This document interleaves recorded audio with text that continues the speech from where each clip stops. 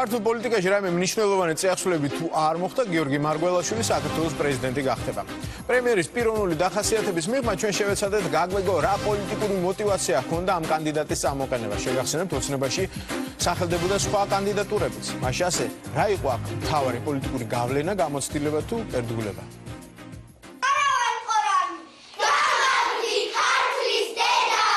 საქართველოს პრეზიდენტი უნდა შეიცვალოს. ამ საქმეში კონსტიტუციას ყველა ეთანხმება.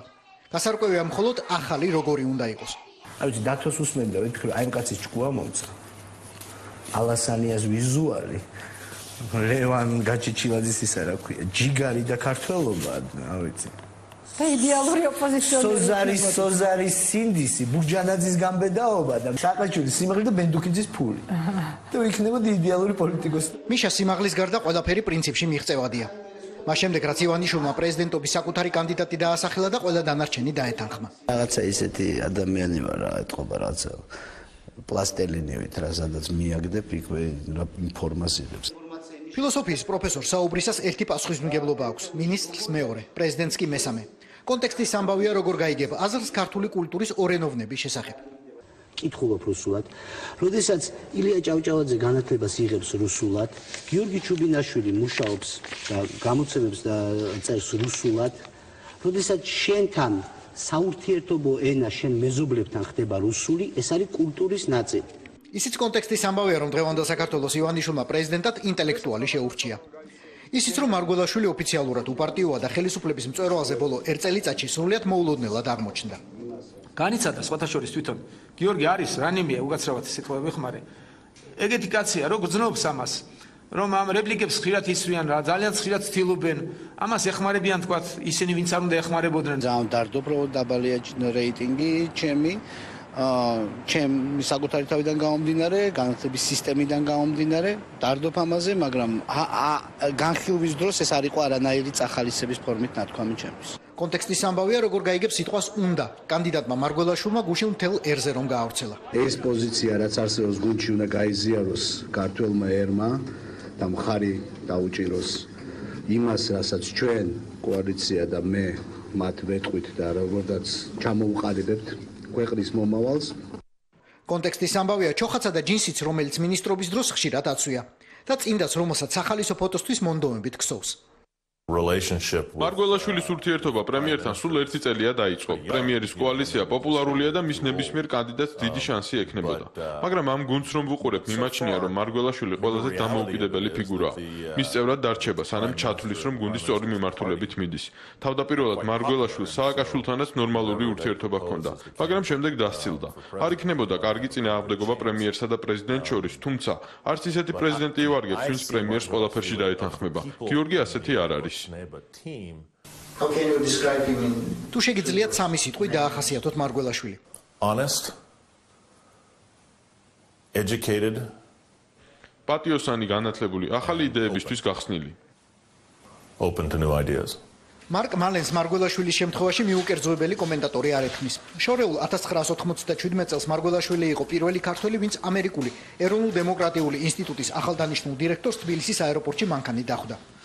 პრეზიდენტობის კანდიდატი მაშინ იმ NDA-ში მუშაობდა, რომელიც ბოლო დროს ავადსახსენებელი შეიქმნა ივანიშვილის მთელი გუნდისთვის.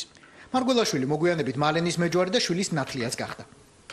At the airport on the 3rd of May. მარგველაშვილთან ერთად დენიელ კუნინი დამხვდა, შემდეგ ჟვანიასა და სააკაშვილის მრჩეველი. აეროპორტიდან პირდაპირ თავიანთი საყვარელი აჭარული ხაჭაპური საჭმელად წამიყვანეს. ასე გამაცნეს საქართველო. Favorite აჭარული ხაჭაპური place. NDA და მარგველაშვილი საზოგადოებრივ საქმეთა ინსტიტუტის ჯიპას რექტორად წავიდა. იმ პერიოდს უკავშირდება პოლიტიკით მისი პირველი დაინტერესებაც, როდესაც ზურაბ ჟვანიას მეზობელი გახდა. ოპოზიციაში გადასულმა ჟვანიამ ჯიპაში ლექციების კითხვა დაიწყო. პრემიერა დანიშნვის შემდეგ კი ყველანაირად ეხმარებოდა ინსტიტუტის განვითარებას. გიორგი იყო ალბათ ერთ-ერთი ის ადამიანი, რომელიც ზურას გარდაცვალების შემდგომ კიდევ უფრო დაუახლოვდა ჩვენ ოჯახს. და ძალიან ხშირად მოდიოდა ჩემთან, ბავშვებთან, აი ყველაფერში მეხმარებოდა და ძალიან ძვირფასი ამიტომ ჩემთვის და მე ჩემთვის ყოველთვის ცხადი იყო, რომ ეს ადამიანი არასოდეს არც ფულს არ მიელტყოდა და არც თანამდებობას და ეხლაც მგონია, რომ მისთვის ეს იქნება მხოლოდ პასუხისმგებლობა და ძალიან მძიმე შრომა. მარგველაშვილისთვის ჟვანია საქმის გაგრძელება იყო დემოკრატიული განვითარების ფონდის დაარსებაც, რომლის ლიდერიც ოპოზიციაში 2 თვის გადასული ნინო ბურჯანაძე გახდა. თუმცა შემდეგ ჩამოყალიბებულ პარტიაში აღარ გადახვა. ივანიშვილთან მისი დაახლოების დეტალები უცნობია, მაგრამ თავად პრემიერის განმარტებით მარგველაშვილს იმის მსგავსი როლი აქვს, რაც სოლომონ ლიონიძეს ერეკლე მეორის კარზე. მარგველაშვილი არის ინტელექტუალი, ჩემი მეგობარია და არ მალავ და ვამაყობ, ძალიან მიყვარს მასთან პოლემიკა, ინტელექტუალია კაცი. ნუ არ ვიცი, ახლა არ მინდა რომ დავახასიათო, იმიტომ რომ ძალიან მაგარი კაცია და ძალიან წესიერი კაცია, უძესიერესი კაცია. მხოლოდ ინტელექტი არ ყოფილა მიზეზი, რის გამოც მარგველაშვილი ქართული ოცნების ლიდერის კანდიდატი გახდა. მინისტრმა მარგველაშვილმა გამოიჩინა საკმარისი ფხიანობაც და მისი სიტყვა და საქმე პრემიერისას დაემთხვა. მაგალითად, მაშინ, როდესაც მაინც და მაინც კახა ბენდუქიძის აგრარულ უნივერსიტეტს შეუჩერა ავტორიზაცია. შეხარ სამარცხვინო ადამიანი, მატყუარა და თან მე შენადობას წავიდოდი, გადავდღებოდი. ბენდუქიძეს და მერაბიშვილს და ადეიშვილს ეს ქვეყანა გამოვართვით. ეხა ბენდუქიძის გადაწყვეტილებით თანამდებობა დავტოვოთ, ცოტა სასაცილოა. ივანიშვილმა მარგველაშვილს დაუჭირა მხარი, როდესაც გამომცემლებს დაუპირისპირდა და 650,000 მოსწავლისთვის სახელმძღვანელოების უფასო დარიგება გადაწყვიტა. ავტორებს იმას, ვინც რეალურად ქმნის შინაარსს, იმის, რასაც ჩვენი შვილები სწავლობენ, უხდიან კაპიკებს. ჩვენი გამომცემლობების 4 მილიონი წიგნი ბეჭდება და 1 მილიონს გვირიცხავენ. ერთ ეგზემპლარ წიგნში ისინი იხდიან 25 თეთრს. პრემიერის პოზიცია მინისტრისას დაემთხვა მაშინაც, როდესაც დაიწუნა მთავრობისა და უმრავლესობის მოწონებული შრომის ახალი კოდექსი. ასეთ ფონზე ლოგიკური იყო ივანიშვილის გადაწყვეტილება ვიცე-პრემიერობა ალასანიას რომ ჩამოართვა და მარგველაშვილს გადაულოცა. ახლა ლოგიკური ჩანს ისიც, რომ ივანიშვილმა საპრეზიდენტო საქვეყნო განხილვისაგნაც აქცია ჯერ ვახტანგ ხმალაძის, შემდეგ ირაკლი ალასანიას, ბოლოს სალომე ზურაბიშვილის სახელები. არჩევანი კი მარგველაშვილზე შეაჩერა.